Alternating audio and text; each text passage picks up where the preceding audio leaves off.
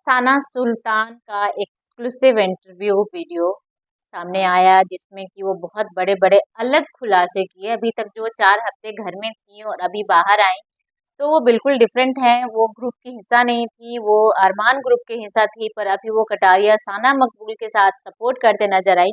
उन्होंने बताया कि बिग बॉस ने बिल्कुल बकवास किया मेरे साथ, बहुत गलत किया है क्योंकि मैं वोटों की वजह से बाहर नहीं आई हूँ। उन्होंने हमें अदनान के साथ जानबूझकर रखा ताकि मुझे बाहर निकाल सके और इस तरह से मेरे साथ चाल चला गया। इन बातों में कितनी सच्चाई है, क्या है और क्या-क्या बोला साना सुल्तान ने, मैं सब कुछ आपको बताऊँगी। बने रहिए टेली चर्चा 28 पे।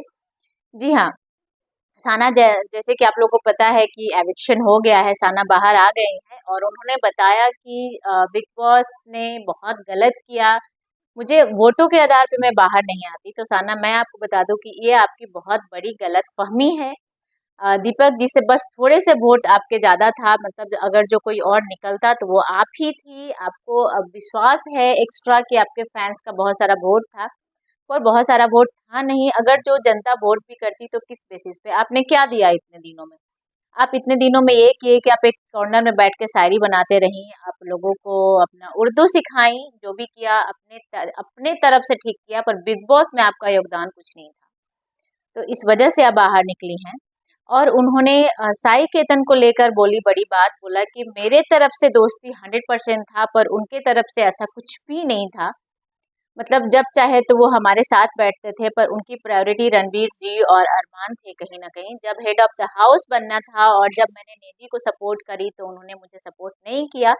तो साई केतन के खिलाफ बात करते नज़र आईं, जो कि घर में हमेशा साई केतन के पास ही रहती थी, उनके ही साथ दोस्ती था उनका। तो इस तरह से बिल्कुल डिफरेंट दिखी साना बाहर आते ही।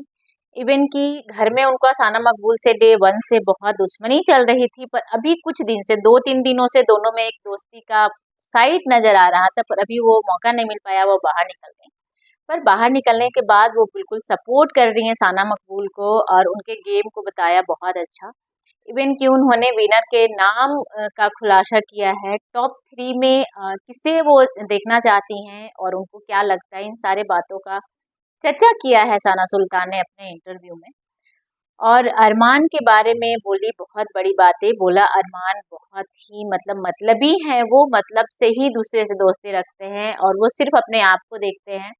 इवन कि साना ने बोला कि मुझे लगता है कि जब अरमान के पास मौका आएगा तो वो अपने वाइफ कृतिका को भी पीछे छोड़ देंगे, जैसा कि उन्होंने जब वो चिप्स वाले पैकेट जीता था तो उन्होंने रणवीर जी को साथ लिया क्योंकि उन्हें लगा कि गेम में वो साथ है।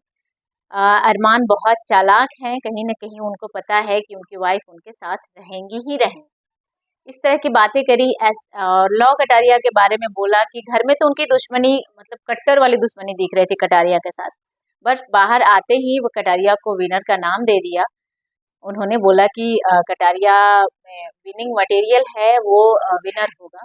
मुझे लगता है वो बाहर आते ही कटारिया का चर्चे देखा होगा उन्होंने, उनके पास, क्योंकि जब बाहर आते हैं उनके हाथ में मोबाइल मिलता है तो वीडियो जाते टाइम लव कटारिया को बता दिया है विनर। जी हाँ, विशाल पांडे के बारे में बोला कि वो बहुत सच्चे हैं, मैं उन्हें बाहर से जानती हूँ, पर वहाँ पे वो कहीं न कहीं कटारिया के साथ खेल रहे हैं, वो इंडिविजुअल खेलेंगे तो ज़्यादा अच्छा नज़र आया। तो मतलब ये बात है कि ओवरऑल बातें ये आई कि घर में जो उनका ग्रुपिज़्म था और बाहर आने के बाद जो उनका स्टेटमेंट है बिल्कुल अलग है। और नेजी को भी उन्होंने बोला कि नेजी को भी मैं विनर बनते देखना चाहती हूँ, क्योंकि कहीं न कहीं वो नेजी से उनकी दोस्ती थी। पर मैं बता दूँ साना कि आपको लगता है कि साई केतन ने आपका साथ नहीं दिया, पर ये स्टेटमेंट के बाद जब वो आपके पास वो वीडियो आएगा जब साई केतन ने खुद को बाहर वाले से फायर करके और आपको सेव किया था। जब ये बातें आपको पता चलेगी तो आप ज़रूर रिग्रेट करेंगी कि नहीं, दोस्ती तो उसने निभाया है।